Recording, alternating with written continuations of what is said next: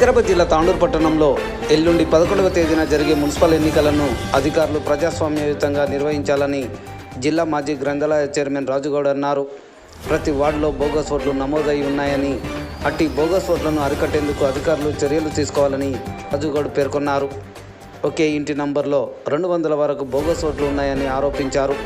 వాటిని వెంటనే తొలగించి ప్రజాస్వామ్యబద్ధంగా ఎన్నికలను నిర్వహించాలని ఆయన అధికారులను కోరారు. అందరికీ నమస్కారాలు. ఎల్లుండి మున్సిపల్ పోలింగ్ ఉన్న సంగతి మనందరూ కూడా తెలుసు.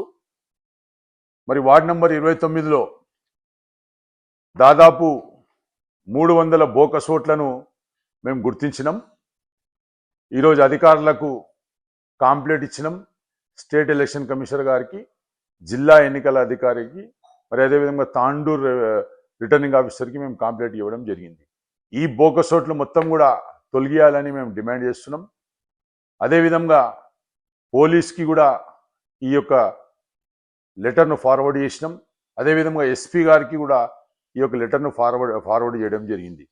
ప్రజాస్వామ్య పద్ధతిలో ఎన్నికలు జరగాలే తప్ప బోకస్ ఓట్ల ద్వారా ఎన్నికలు జరిగితే ప్రజాస్వామ్యాన్ని ఖూనీ చేసిన వాళ్ళం అవుతాం. కాబట్టి ఎవరైతే దొంగ ఓట్లు వేయనికి వస్తారో, ఎవరైతే బోకస్ ఓట్లు వేయనికి ప్రయత్నం చేస్తారో, ఎవరైతే డబల్ ఓటు వేయనికి ప్రయత్నం చేస్తారో ఖచ్చితంగా వాళ్ళు కటకటాలకు పోతారు.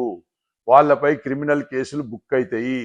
వాళ్ళ జీవితాలు ఖరాబ్ అయిపోతాయి. కాబట్టి ఇది ఒక్కటి అందరూ కూడా గుర్తుపెట్టుకోండి. బోకస్ ఓట్లు వేసేటోళ్ళు మేము ఈరోజు 29వ వార్డులో మేము గుర్తించినాం.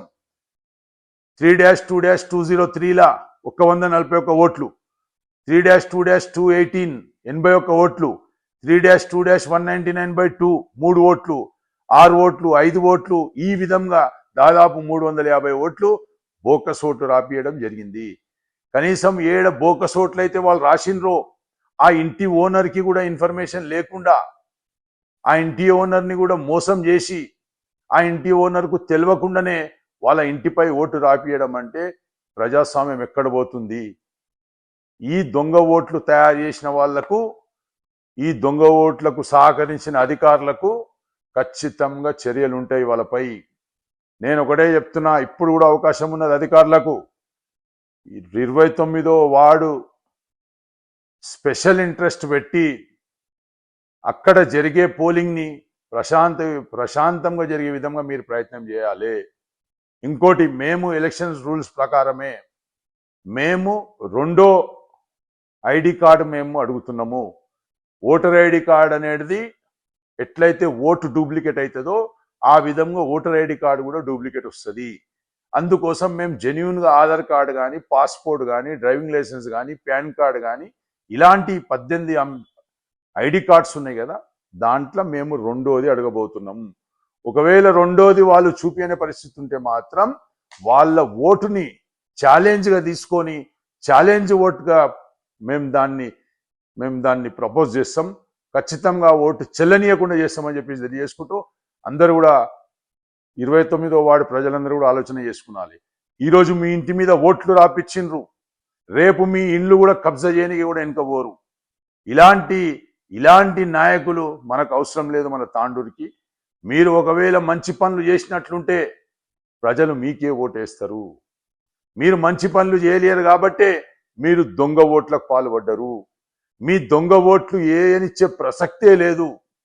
నేను అందరు నా 29 వార్డులో ఉన్న ప్రజలందరూ కూడా కోరుకుంటున్నా, మైనారిటీ పెద్దలకు, యువకులకు, మహిళలకు అందరూ కూడా కోరుకుంటున్నా, నేను ప్రజాస్వామ్య పద్ధతిలో ఎన్నికలు జరగాలి. అంతేగాని బోకస్ ఓట్లు రాసి నువ్వు బోకస్ ఓట్లతో ఎన్నికలు గెలుస్తావు అంటే ఎన్ని దినాలు గెలిచినావు, అది లెక్క వేరు, ఇప్పుడు లెక్క వేరు. ఇప్పుడు ఆడ నిలబడ్డది బీఆర్ఎస్ కార్యకర్తలు, బీఆర్ఎస్ నాయకులు. ఖచ్చితంగా నీకు ఎవరైతే దొంగ ఓట్లకు నీకు సహకరించిండ్రో ఆ అధికారులని, ఆ బియ్యోలని, ఆ ఎంఆర్ఓలని, ఆ ఎలక్ట్రిసిటీ బిల్ వేసుకొని తీసుకొచ్చి దొంగ ఓట్లు చేపించిన ప్రతి ఒక్కరిని కూడా దీంట్లో ఇన్వాల్వ్ చేస్తాము.